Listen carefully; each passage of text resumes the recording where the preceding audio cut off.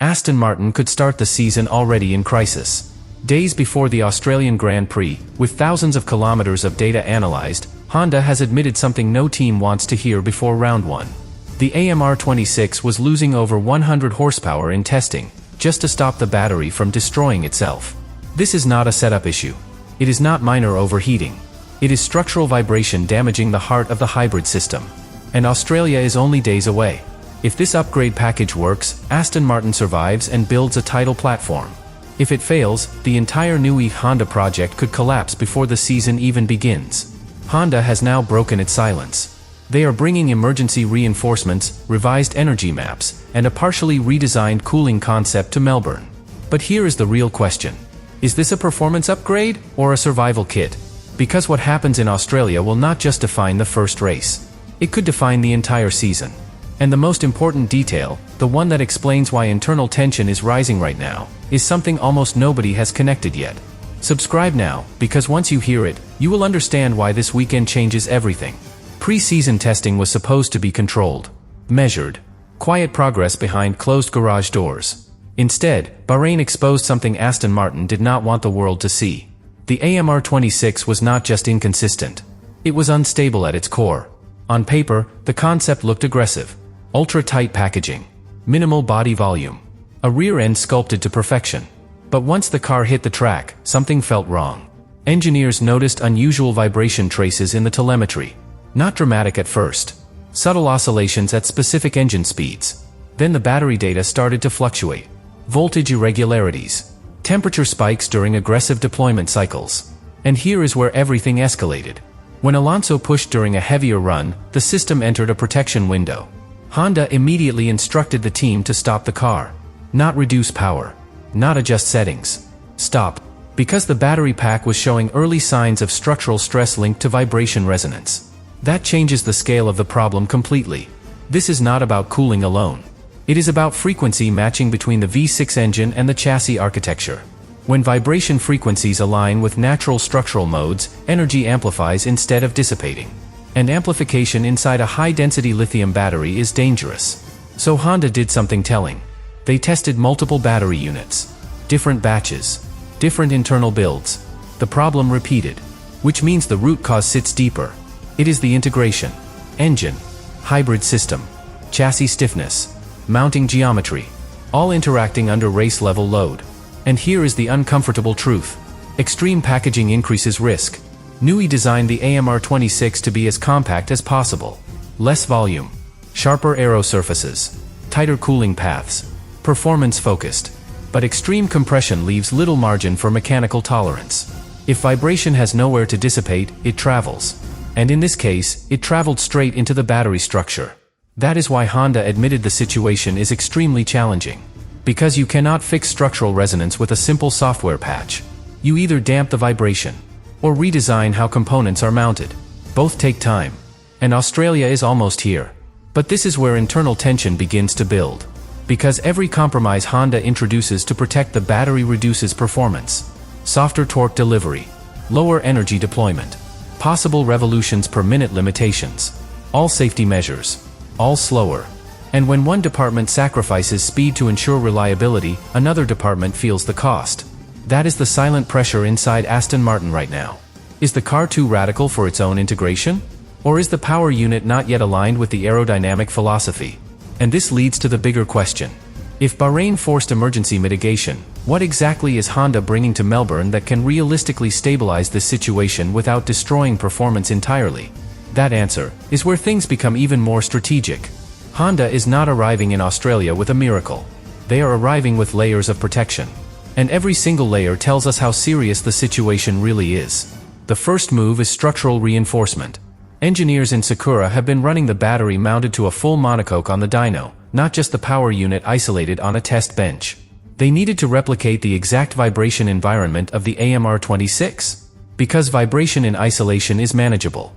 Vibration inside a fully assembled chassis, under load, with aerodynamic forces pressing down at high speed, is something else entirely.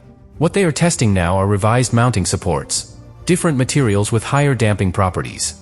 Modified fixing points designed to interrupt the frequency path between the V6 block and the battery casing. In simple terms, they are trying to stop energy from traveling. But that is only the mechanical side. The second layer is electronic mitigation. Honda is preparing revised energy deployment maps for Melbourne. Less aggressive torque spikes at low revolutions. Smoother transitions between combustion power and electric boost. More controlled charge cycles under braking. Because the data from Bahrain showed something critical. The most dangerous vibration peaks did not always happen at maximum power. They happened during transitional phases. When combustion torque and electric torque overlapped sharply. Those micro peaks were enough to stress the internal battery structure.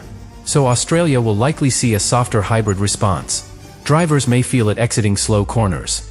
Less instant punch. More gradual build-up. And on a circuit like Albert Park, with heavy traction zones and long acceleration phases, that matters. But here is where the strategic compromise becomes visible. To compensate for reduced electrical aggression, Aston Martin is opening the car further. More cooling louvres. Revised side pod exits. A rear body section that prioritizes heat extraction over aerodynamic purity. More airflow means lower battery temperatures. Lower temperatures mean lower internal stress. But more airflow also means drag. And drag means vulnerability on the straights. Now imagine that scenario against Ferrari. Against Red Bull. Against Mercedes. Cars that completed full race simulations in Bahrain without visible hybrid instability. This is why Honda has been unusually transparent. Because expectations need to be managed. Internally, the realistic objective for Australia is not podium contention. It is completing the race distance without a repeat vibration cascade. 300 kilometers. Full race cycles. Safety car restarts. Energy harvesting under pressure. If the reinforced mounts hold and the conservative maps prevent thermal escalation, then Aston Martin gathers something more valuable than points. They gather validation. But if vibration patterns reappear under real race load, then the next phase becomes more drastic. And this is where the tension deepens. Because the AMR26 aerodynamic concept was designed around tight packaging. If Honda requires more physical space long-term, if cooling demands grow, if mounting structures need redesign, then the entire rear architecture may need recalibration. Not a tweak. A recalibration. Which would mean the Melbourne package is only stage one of a larger shift. And that brings us to the most important underlying issue. Time. In a regulation cycle that has just begun, falling behind in the first races creates development pressure that compounds quickly. Every weekend lost to mitigation is a weekend not spent optimizing performance. So Australia is not just a race. It is a checkpoint. A stress test of whether this new Honda integration can stabilize fast enough to unlock the performance everyone believed was hidden inside this radical machine. And what happens once the lights go out in Melbourne will reveal whether Aston Martin is managing a setback or fighting the first signs of a much deeper structural conflict. But beyond the hardware, beyond the maps, beyond the cooling compromises, there is something even more delicate happening inside Aston Martin. Confidence. Because when a project launches with this level of expectation, the first race sets the emotional tone for everything that follows. Adrian Newey did not join this team to fight for minor points. Fernando Alonso did not commit to this chapter to manage damage. Honda did not return to a full works-level partnership to play safe. And yet, Australia forces them into caution. This is where the internal tension becomes psychological. Newey's philosophy has always been built around pushing boundaries. Extreme concepts. Risk-heavy designs. Cars that sometimes look fragile early, but explode with performance once understood. The AMR26 fits that pattern. On-board footage from Bahrain showed something interesting. Even with reduced power, the car looked stable through high-speed direction changes. The platform did not collapse. The rear did not snap unpredictably. Which suggests the aerodynamic base might be strong. But here is the problem.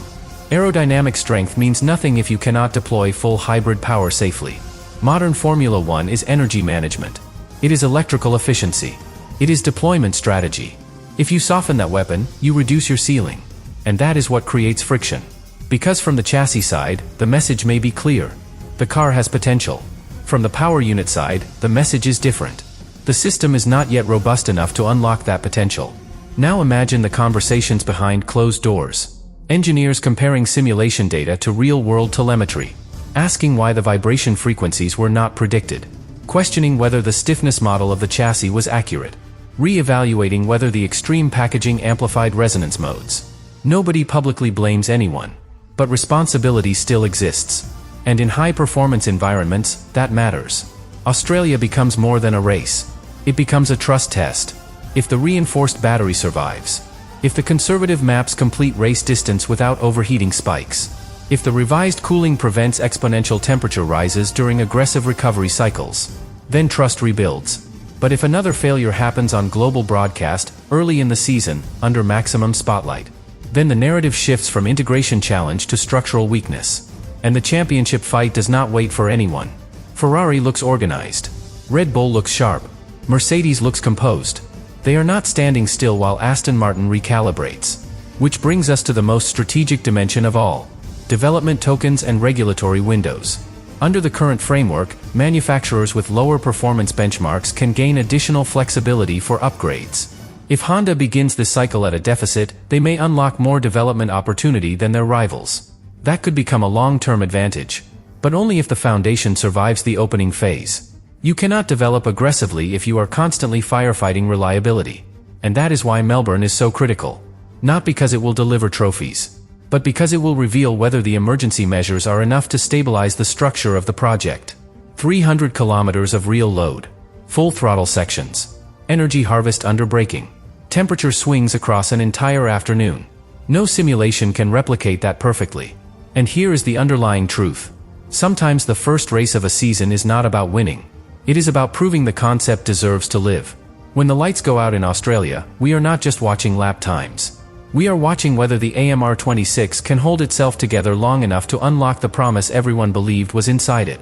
And if it does, the tension of Bahrain becomes the origin story of a comeback. But if it does not, then what we are seeing now may only be the beginning of a much deeper redesign.